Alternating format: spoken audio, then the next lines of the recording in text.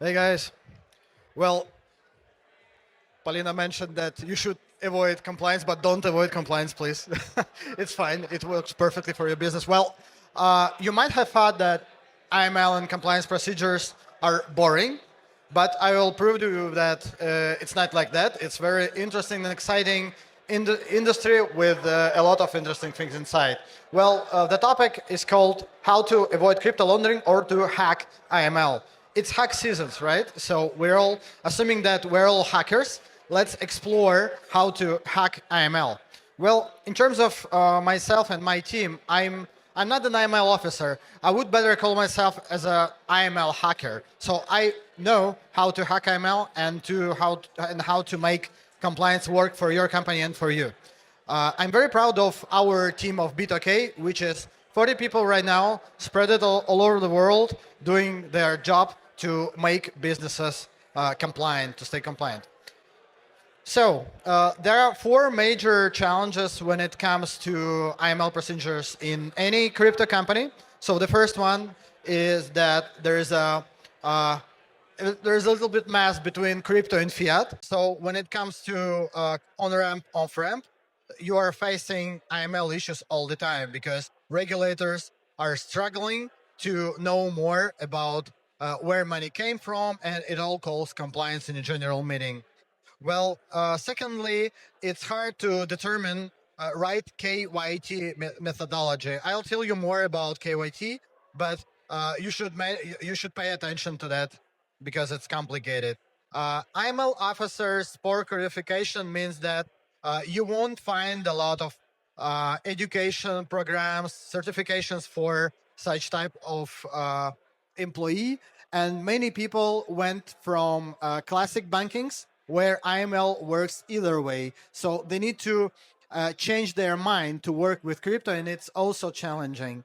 Fourth is the lack of rules and regulation in crypto. You all know this perfectly because crypto, let's say, is a young industry. 10 years, it's nothing. So there's not much. There's no much rules regarding that. So I'm gonna give you just three simple steps to handle IML in your company, but later on we will get deeper. So step one, determine yourself.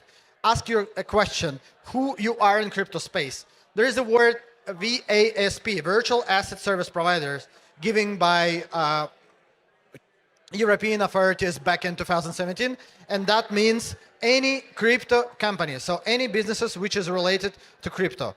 So you must ask yourself where your company is based, what is substance. There are more than 100,000 VASPs in the world, and 75% of them are under any rules in any of countries. So only 25% of VASPs are not under any regulations. That's interesting because even 6 to 7 years ago, the amount was quite different. I would say that it was completely another story. And ask yourself, is this region regulated or not for you? Because if not, you can stay like in the green zone for some time and work like classic decentralized product. But if yes, pay attention to compliance. Step two, there is some paperwork and you can choose between ChatGPT or lawyer. This is how you want. Pay absolutely you should pay your attention to it because without IML policy, without internal document, without GDPR and stuff, and some filings, in case if you need some licensing, it's nothing. So you need to pay attention to paperwork. I hate paperwork and red tape. For me, it's disaster. But all the time, I spend time for it in my company because it's also challenging. Step three, select software providers, because if you will be doing this by your hand manually, you will stuck. So all you need, like general assemble of software providers, is KYT, know your transaction software, KYC, know your customer, so biometrics, passports, face recognition and stuff. And thirdly, but not in many cases, travel rule provider. I will explain you what travel rule is later on. So let's get deeper because those three steps are only for the beginner.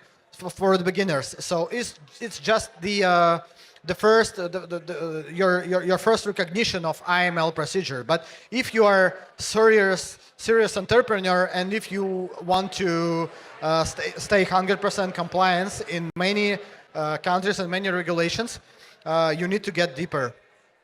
So I mentioned at least 5 times the word KYT. So KY what? What is T? T means transactions. And we at BitOK, we provide live transaction monitoring for everything which is depositing or withdrawing, or maybe just transaction inside your business, inside your platform, depending on what VASP you are. Exchanges, like payment processing companies, custodial wallets, even banks or investment platforms, they all are using KYT.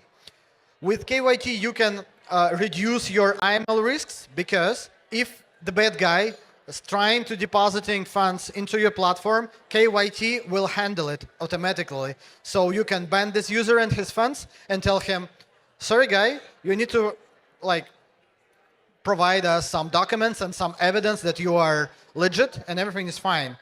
Well, pay attention to methodology, because different KYT providers can be different from each other. There is a difference by the pricing, by the methodology,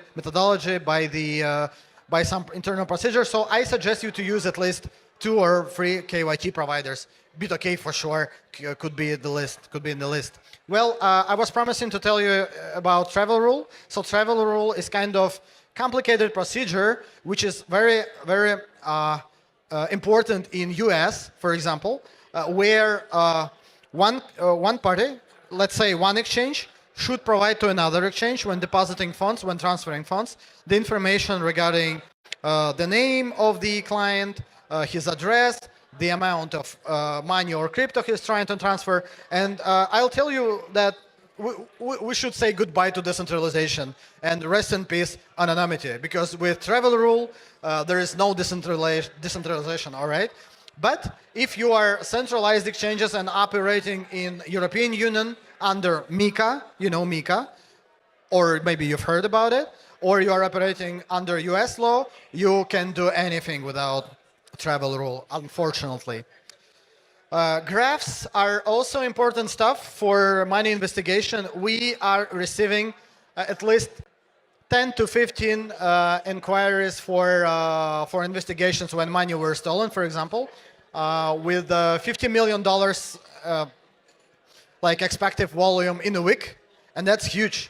So we've built the solution for to track money from the originator to the initial to the final party, and with that solution you can like trace money, where they came from and where they go.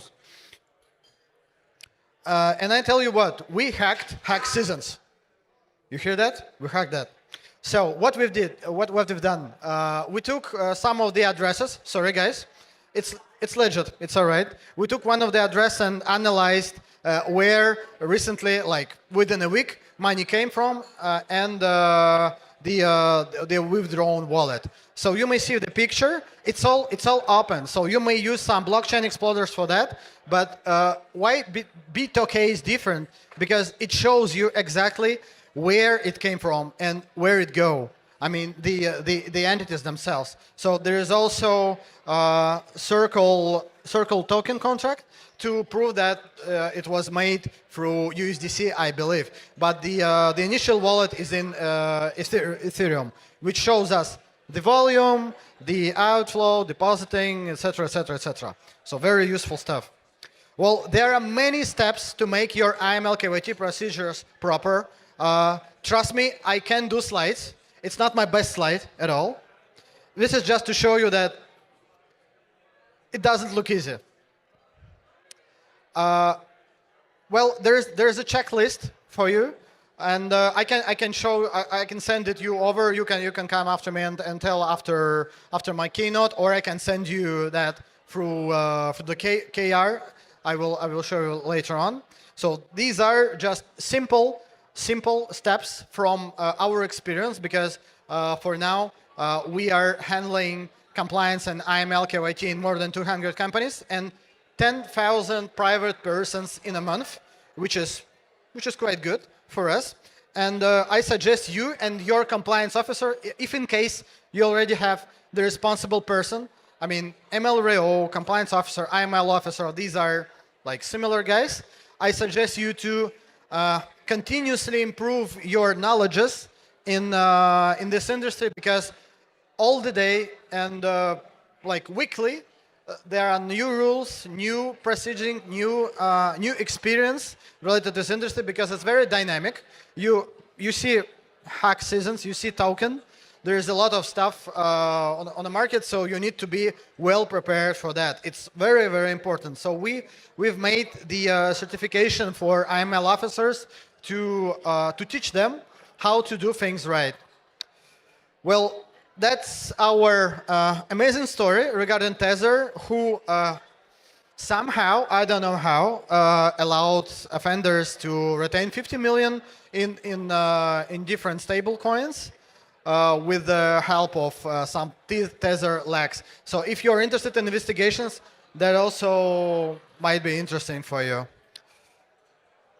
Well, I think that's it for the moment. If you have questions, I'm here for at least 1 hour. So let's talk. Thank you.